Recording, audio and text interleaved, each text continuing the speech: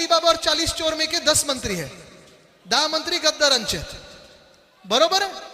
9 मंत्री हे जे राष्ट्रवादीमधून गद्दारी करून बाहेर पडले हे त्यांचे आहेत, आणि 10 मंत्री म्हणायला झालं तर भाजपाचे आहेत. पण या 10 मंत्र्यांमधून 6च मंत्री हे ओरिजिनल भाजपातले आहेत. 4 मंत्री जे आहेत ते गेल्या 3 वर्षात प्रवेश केलेले आहेत.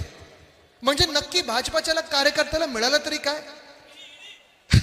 अध्यक्ष जे बनवले, ज्यांनी ट्रायब्युनल म्हणून आता निकाल दिला, आपला पक्ष फोडण्याचा निकाल दिला, लोकशाही संपवण्याचा निकाल दिला, ते स्वतः शिवसेनेत होते, मग राष्ट्रवादीत गेले, मग 2019 मध्ये भाजपात गेले. मग भाजपाच्या मूळ कार्यकर्त्याला मिळालं तरी काय? ना मंत्रिमंडळ मिळालं, ना कॉन्ट्रॅक्ट मिळत आहेत, ना दुकानं कुठची उघडली आहेत. त्यांच्या आमदारांनी गोळीबार केला की लगेच अटकेत घेतात, पण गद्दारांच्या आमदारांनी गोळीबार केला की त्यांना मोकाट सोडलं जातं. ना महामंडळ मिळालं, ना मंडळ मिळालं. आत्ताची जी राज्य